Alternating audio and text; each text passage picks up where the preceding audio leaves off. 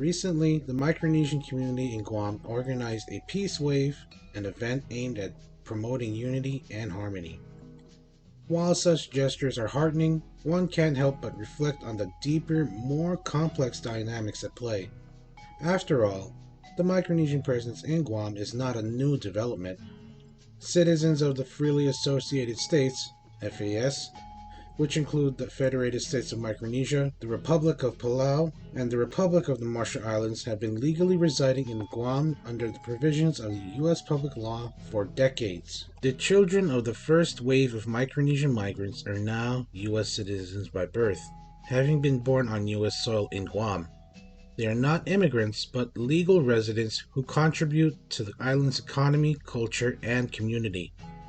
These second-generation Micronesians are just as much a part of Guam's future as any other group on the island. Still, despite their legal status, the narrative around Micronesians remains tainted by negative stereotypes and scapegoating. One striking example of this is the recent Deport Air billboard featuring predominantly Micronesian faces. Advertised by Guam's Attorney General, this campaign has inflamed tensions and cast a long shadow over the Micronesian community, many of whom are lawful residents of the island. The insinuation is clear: Micronesians are unwelcome, even though they have every right to be there.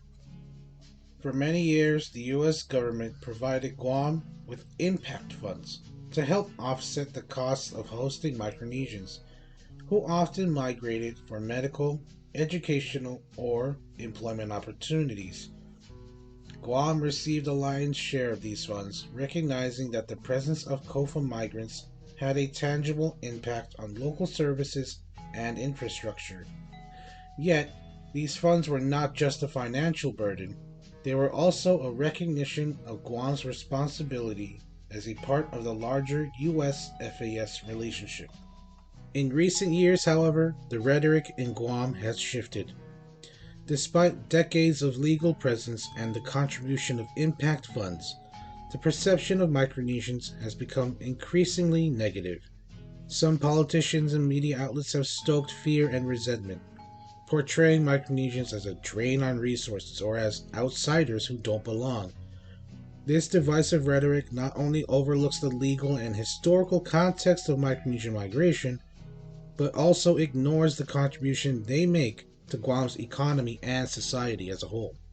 Guam has had ample time to adjust to the Micronesian presence. This isn't a sudden wave of newcomers, it's a long-standing, legally sanctioned migration. Yet for some reason, the community continues to face hostility and marginalization. It's time for Guam to recognize that Micronesians are not a temporary population, but an integral part of the island's fabric. They are residents, workers, and neighbors who deserve respect and acceptance, not scapegoating. The Micronesian community in Guam has shown remarkable resilience in the face of these challenges. They have built strong supportive networks and have become a force to be reckoned with. The Peace Wave event is a testament to their desire for unity and understanding. But perhaps what Guam needs is more than just peace.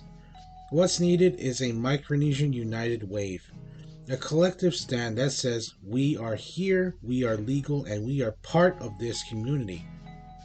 For too long, Guam has stirred the pot, making it seem like Micronesians are the bitter ingredients in the island's melting pot.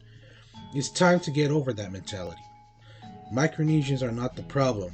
Fear, ignorance, and political pandering are the problem. As a U.S. territory, Guam must follow federal law, which grants FAS citizens the right to reside there. Rather than resist this reality, the island should embrace it. Micronesians are not going anywhere, and they don't need permission to stay. It's time for Guam to stop viewing them as a problem and start seeing them for what they are, an essential part of this island's present and future.